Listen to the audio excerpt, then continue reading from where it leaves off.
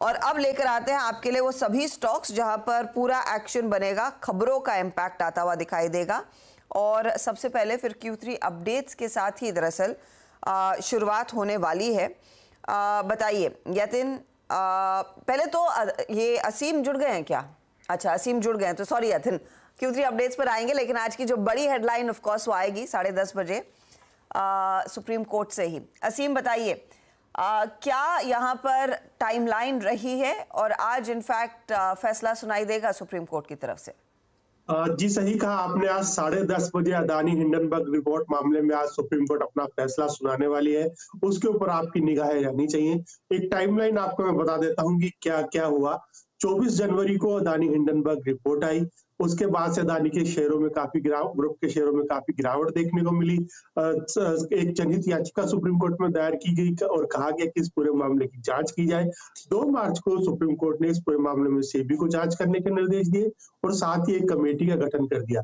2 महीने का इनको वक्त दिया गया था। मई में रिपोर्ट आ गई। जो कमेटी थी उसने कहा कि हमें कोई भी सबूत अदानी ग्रुप के खिलाफ नहीं मिले हैं, लेकिन सेबी ने कहा कि हमें जांच करने के लिए 6 महीने का वक्त चाहिए। तो सुप्रीम कोर्ट ने सेबी से कहा कि आपको इतना वक्त नहीं दिया जा सकता, आप 14 अगस्त तक अपनी जांच पूरी कीजिए। 14 अगस्त को दोबारा जब हियरिंग होनी थी तब सेबी ने कहा हमें 1 महीने का वक्त और चाहिए, और उसके बाद हियरिंग आकर के नवंबर में हुई तो सेबी ने उसके बाद अपना एक्सटेंशन नहीं मांगा। सेबी ने कहा कि हमारा जांच लगभग पूरी हो चुकी है। 22 मामलों 24 में से 22 मामलों में हमारी जांच पूरी हो चुकी है और 2 मामलों में हमें विदेशों से जानकारी मिलना बाकी है, लेकिन हम टाइमलाइन नहीं बता सकते कि कब तक हमको ये जानकारी मिलेगी। तो सुप्रीम कोर्ट ने 25 नवंबर को अपना फैसला इसके ऊपर सुरक्षित रख लिया। आज सुप्रीम कोर्ट इसके ऊपर अपना फैसला सुनाएगा। आपको देखना पड़ेगा कि किस डायरेक्शन में ये फैसला जा रहा है। या तो क्लीन चिट मिल रही है या आगे इसके ऊपर एक्शन हो रहा है, किसी और तरह की इंडिपेंडेंट प्रूफ को सुप्रीम कोर्ट दे रहा है। तो कुल मिलाकर के एक अनसर्टेनिटी जो पिछले 1 साल से अदानी ग्रुप के ऊपर थी या अदानी ग्रुप के शेयरों के ऊपर थी, वो आज 10:30 बजे इस फैसले के बाद खत्म हो जाएगी। चलिए, आज फैसले की घड़ी है। 10:30 बजे सुप्रीम कोर्ट अपना फैसला सुनाना शुरू करेगा। उससे पहले सारे अदानी ग्रुप शेयर वैसे भी रेडार पर रहेंगे। कावा साहब ने तो एक बार कॉल भी दे दिया है। अच्छा, आज वैसे अदानी पोर्ट की बोर्ड बैठक भी है फंड रेज को लेकर, तो वैसे भी वो स्टॉक लाइमलाइट में रहेगा। लेकिन जैसे हमने आपको वादा किया, 3rd क्वार्टर के अपडेट्स आ गए हैं। थोड़ा सा इशारा आने लगता है कि कंपनियां किस तरह का प्रदर्शन दिखाएंगी, नंबर्स क्या रहेंगे। शुरुआत करेंगे डी मार्ट के साथ ही। यतिन बताइए। Good morning. डीमार्ट जो क्वार्टरली अपडेट है वो थोड़ी कमज़ोर है। अगर हम स्टैंड अलोन रेवेन्यूज़ की बात करें तो 13,250 करोड़ के आसपास के रेवेन्यूज़ हैं from operations versus 11,300 crore year on year. और अगर हम टोटल नंबर ऑफ स्टोर्स की बात करें तो ये भी लगभग 341 के आसपास आते हुए नज़र पड़े हैं। एक्सपेक्टेशन बाजार का था कि अच्छे हाई डबल डिजिट्स में ग्रोथ हो, लेकिन कहीं ना कहीं ये थोड़ी बहुत डिसअपॉइंटमेंट आपको आती हुई दिखाई पड़ी है एवेन्यू सुपरमार्ट से। ग्रोथ क्लियरली स्लो हो रही है रिटेल सेगमेंट में।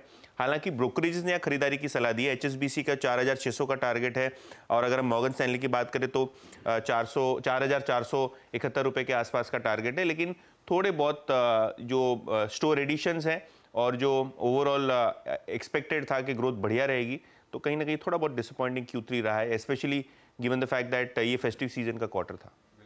थोड़ा सा डिसअपॉइंटमेंट रहा है यहाँ पर। आशीष चतुर्वेदी भी जुड़े हमारे साथ। आशीष, गुड मॉर्निंग। एवेन्यू सुपरमार्ट्स है क्या आपके पोर्टफोलियो में? कोई व्यू स्टॉक पर? गुड मॉर्निंग अनुज। नहीं, तो एवेन्यू सुपरमार्केट हमारे पोर्टफोलियो में अभी नहीं है अनुज, क्योंकि स्टॉक एक बहुत लंबे समय से कंसोलिडेशन में चल रहा था और हमें लगता है कि इस स्टॉक में अब कहीं ना कहीं एक बेस बिल्डिंग की एक्सरसाइज पिछले कई हफ्तों से, कई महीनों से चालू है। बट अभी भी मुझे लगता है कि जब तक स्टॉक 43-4400 के ऊपर निकलेगा नहीं, तब तक के आपको एक बड़ी अपसाइड नहीं आएगी। और इस पूरी जो थीम को प्ले करने के लिए हमने काफी दूसरे स्टॉक जैसे कि वरुण बेवरेजेस, ट्रेंट और टाइटन जैसे स्टॉक के अंदर में तेजी की थी, और वहां हमें लगता है कि रिलेटिव स्ट्रेंथ हमेशा बहुत बेटर रही, क्योंकि सेम स्टोर सेल्स ग्रोथ आप देखेंगे तो बहुत ही बढ़िया ट्रेंड के अंदर में हमें देखने को नजर आया। साथ ही साथ टाइटन ने जिस तरह के नए प्रोडक्ट लॉन्चेस भी किए, वहां पर भी एक जबरदस्त हमें ग्रोथ देखने को मिली। और वरुण बेवरेजेस ने जिस तरह से ज्योग्राफिकली अपने आप को डाइवर्सिफाई किया, उसका भी एडवांटेज हमें प्राइस में देखने को नजर आया। कहीं ना कहीं एवेन्यू सुपरमार्केट में हमें लगता है कि अभी जो एक SSG same store sales growth जिस तरह की आनी चाहिए थी वो पिछले कई क्वार्टर्स में मिसिंग थी, जिसके चलते मुझे लगता है स्टॉक एक कंसोलिडेशन फेज में है। और टेक्निकली भी मैं मानता हूं जब तक 43-4400 के ऊपर डिसाइसिवली नहीं निकलेगा तब तक हो सकता है बेस बन गया, बट एक अपसाइड के लिए आपको बड़ा ट्रिगर 4400 के ऊपर ही आता हुआ नजर आएगा। बड़ा ट्रिगर 4400 के ऊपर ही आएगा। वैसे है तो ये स्टॉक अपने 52 वीक हाई से सिर्फ 2% दूर और नंबर्स इतने कुछ खास नहीं हैं। देखते हैं ये किस तरह से अपनी पारी की शुरुआत करेगा। मार्केट ओपनिंग के बाद इस पर एक टेक्निकल चेक भी लेंगे कि ट्रेडर्स के लिए मौके कहाँ बन रहे हैं ट्रेड के।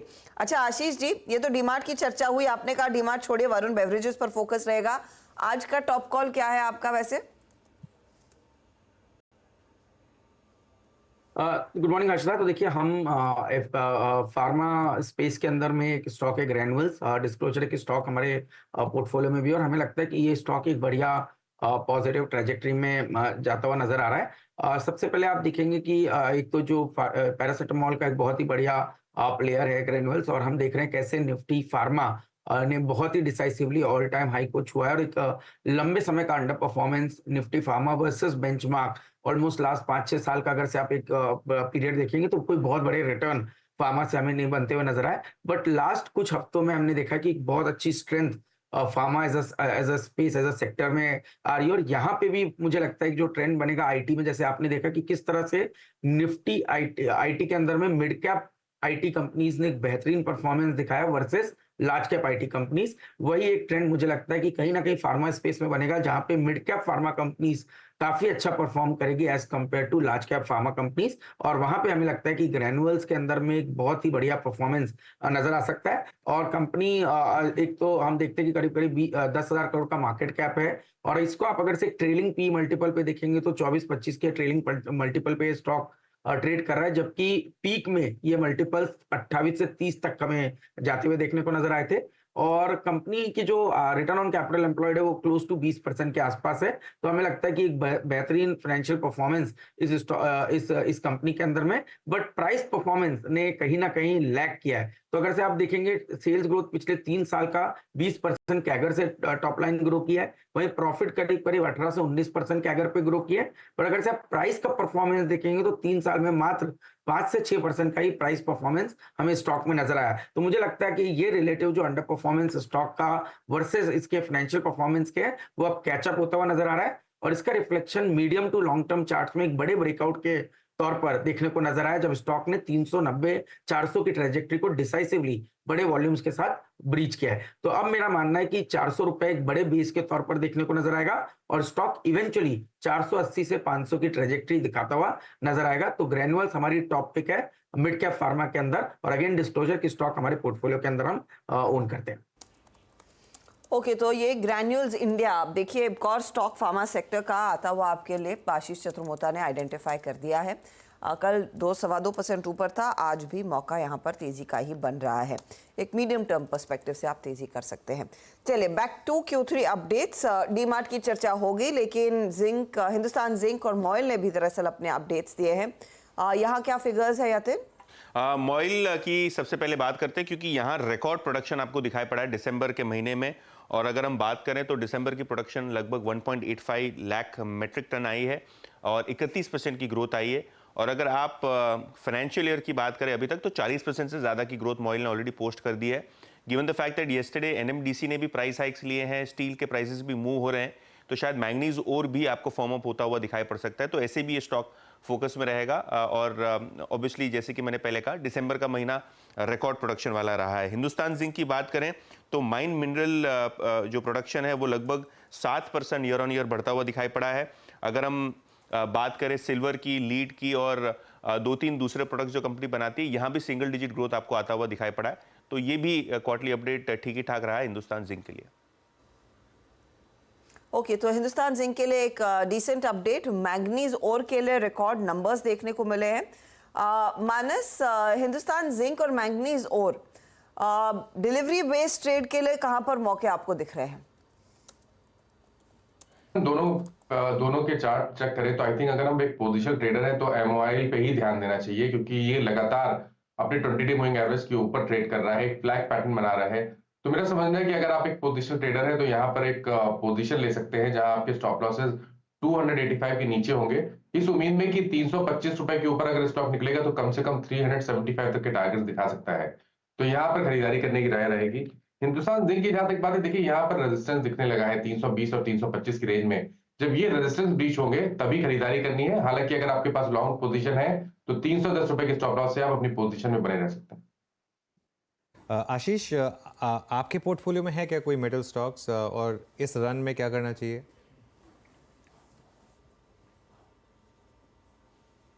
जी, तो अनुज, जैसे हमने पहले भी बात की थी कि गोदावरी पावर एंड इस्पात हमारे पोर्टफोलियो में है, और हमने इसको पहले भी आपके शो पे डिस्कस किया। और मुझे लगता है कि ये कंपनी, जैसे अभी आप मॉइल की बात करें, तो मॉइल का सबसे बड़ा बेनिफिट है कि मैग्नीज और की जो माइंस है वो इनके पास सबसे ज्यादा है। और माइनिंग के अंदर में हमें देखने को मिल रहा है कि जबरदस्त एक आयरन ओर और मैग्नीज के प्राइसेस में एक बड़ा उछाल आया। इसका एक बड़ा बेनिफिट गोदावरी पावर को मिलता है, क्योंकि गोदावरी पावर के पास खुद की कैप्टिव माइंस है, और जो कि मेटल के बिजनेस में सबसे ज्यादा एक क्रूशियल, जिसको हम कहते हैं की पैरामीटर देखने के लिए, कि किसी भी कंपनी के पास अगर उसके पास खुद की रिजर्व्स है, खुद के माइनिंग रिजर्व्स है, तो उनको रॉ मटेरियल की वोलेटिलिटी नहीं आती, और जब साइकिल अप ट्रेंड में आती है तो एक बहुत बड़े ऑपरेटिंग मार्जिन इन कंपनीज को बनती है। उसका एडवांटेज गोदावरी पावर एंड इस्पात को मिलेगा। और आज भी आप देखेंगे तो कंपनी एक बहुत ही रीजनेबल वैल्यूएशन में है, कैश रिच कंपनी है, क्योंकि ये जो पिछली साइकिल आई इसके अंदर में इन्होंने करीब करीब अपना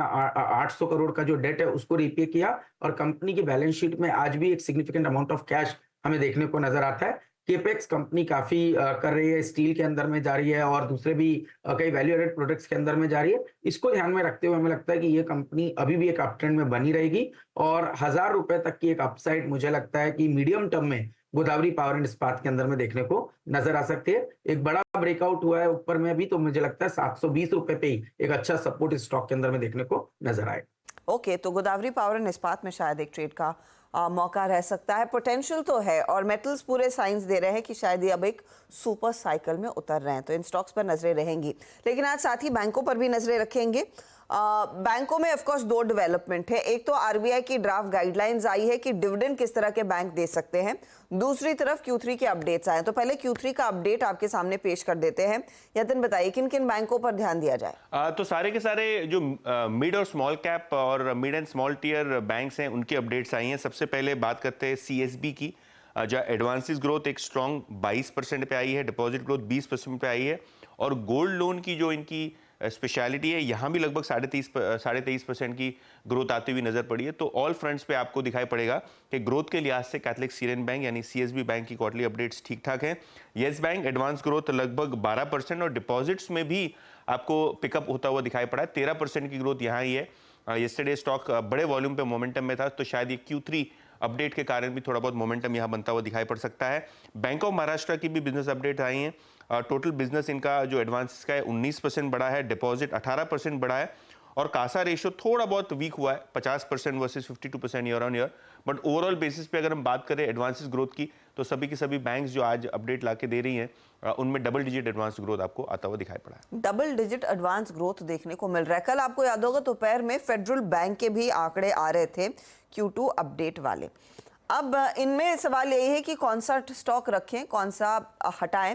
एक तो कैथलिक सीरियन बैंक पर राय दीजिएगा आप प्रशांत जी, और साथ ही राजेश सातपुते फेडरल बैंक के आप चार्ट देखकर रखिएगा। CSB में कोई मौका है क्या, बताइए प्रशांत।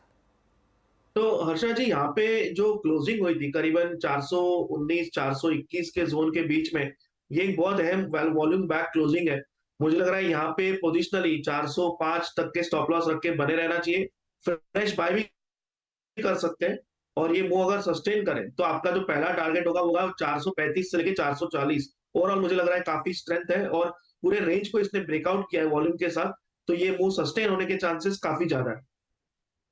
ओके, तो मूव सस्टेन होने के चांसेस ज्यादा हैं। फेडरल बैंक, राजेश जी, क्या सिग्नल मिल रहा है? क्योंकि कल तो करेक्ट हुआ था स्टॉक, 3% नीचे था। जी, और एट द सेम टाइम अगर हर्षदा जी आप इसका डेटा भी देखें तो कल इसमें एक लॉन्ग, आप कह सकते हैं कि ओपन इंटरेस्ट बढ़ा था, तो थोड़ा शॉर्ट का पोजीशन यहाँ पे अभी भी बना है। तो प्रोबेबली 155 156 ये लेवल होगा जो इसको सरपास करना होगा अगर यहाँ पे शॉर्ट कवरिंग ट्रिगर होनी है तो तो आज के लिए 156 का लेवल हम वॉच करेंगे। अगर 156 के ऊपर खुलता है या सस्टेन भी होता है इस लेवल पे, तो यहाँ पे लॉन्ग ट्रिगर होगा। अदरवाइज मुझे लगता है ये जो कल का जो सेल था ये फिर से एक्टिव हो जाएगा। इन दैट केस 150 का लेवल टूटने के बाद थोड़ी सेलिंग और बढ़ेगी। तो ये थोड़ा सा लेवल बेस रहे, अगर लॉन्ग करना है तो 156 के ऊपर ही करें। ओके, थोड़ा लेवल बेस्ड रहेगा। 156 के ऊपर ही दरअसल तेजी का ट्रेड लेकर चलेंगे। कल 151 152 के आसपास टिका था ये काउंटर। कल मैंने मेंशन किया तो कल एक और चीज हम आपको बता रहे थे, वीएसटी इंडस्ट्रीज, और वीएसटी इंडस्ट्रीज पर यतिन हमारे साथ जुड़े थे। और अब कॉन्फर्मेशन आ गया है कि बड़े खरीदार कौन थे जिनका नाम कल ही लिया गया था। यतिन, तो हर्षदा, अगर हम बात करें वीएसटी इंडस्ट्रीज की, शेयर्स 20% जबरदस्त तेजी में थे।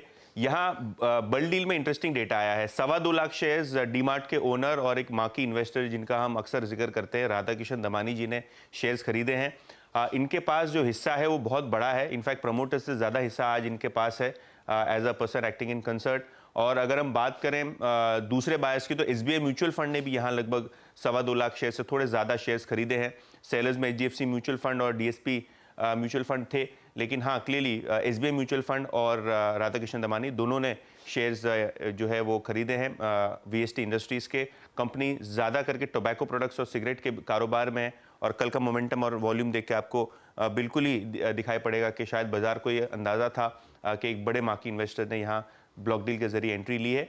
इसके अलावा स्ट्राइड्स फार्मा पे भी नज़र रखें, क्योंकि यहाँ अमानसा यानी आकाश प्रकाश जी की जो मैनेजमेंट फंड मैनेजमेंट कंपनी है, अमानसा ने यहाँ लगभग 6 लाख शेयर्स खरीदे हैं और लगभग 659 पे ट्रांजैक्शन होता हुआ दिखाई पड़ा है। तो बल्ड डील के हिसाब से ये भी स्टॉक रखिए अपने रडार पे। तो काफी इंटरेस्टिंग ट्रेड्स वहां पर कल हुए हैं। इस पर एक बार शरद जी आपकी राय। वीएसटी इंडस्ट्रीज बड़े निवेशकों की हिस्सेदारी थी और उन्होंने अपनी हिस्सेदारी बढ़ाई है। स्टॉक कल तो था वैसे अपर सर्किट पर 20% की तेजी। रिटेल निवेशकों को क्या इसमें और पोजीशन अपनी बढ़ानी चाहिए या नहीं? कैसे अप्रोच रखेंगे वीएसटी इंडस्ट्रीज पर आप? देखिए, अब लगभग स्टॉक 20 टाइम फॉरवर्ड पे ट्रेड कर रहा है, तो मुझे नहीं लगता कि यहाँ से बहुत ज्यादा अपसाइड इसमें मिलेगी, क्योंकि हिस्टोरिकली यही बैंड रहा है वैल्यूएशन का।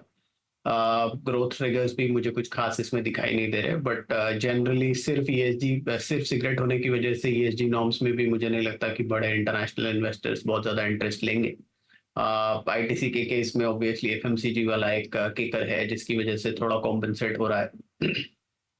पर मुझे लगता है cigarette on a stand alone basis बहुत रोबस्ट ग्रोइंग बिजनेस नहीं होना चाहिए, और वीएसटी की बहुत डोमिनेंट पोजीशनिंग भी नहीं है, और ग्रोथ रेट्स भी फॉरवर्ड एक्सपेक्टेड बहुत ज्यादा नहीं है 20-22 टाइम्स। अगर चेंज होता है मैनेजमेंट लेवल पे या कोई टेक ओवर की खबर आती है तो अलग बात है, बट उसके अलावा मुझे लगता है स्टैंड अलोन लेवल पे 20-22 टाइम पे लगभग फेयरली वैल्यूड हो जाता है स्टॉक। इनिशियल एक दिन का यूफोरिया है, जनरली इन्वेस्टर्स के लिए एडवाइजेबल होगा कि इस मूवमेंट को यूज करके एग्जिट करें पोजीशन। ले तो ये फिलहाल आपके लिए राय। यतिन, कोई और स्टॉक्स जो रेडार पर रहेंगे?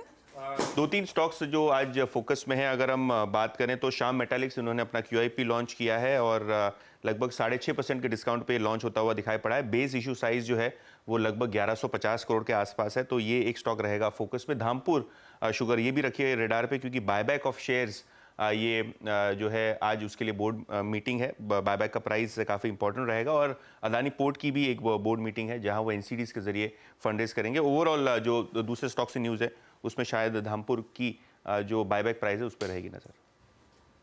ओके, तो चलिए ये कुछ स्टॉक से न्यूज़, लेकिन अब एक काम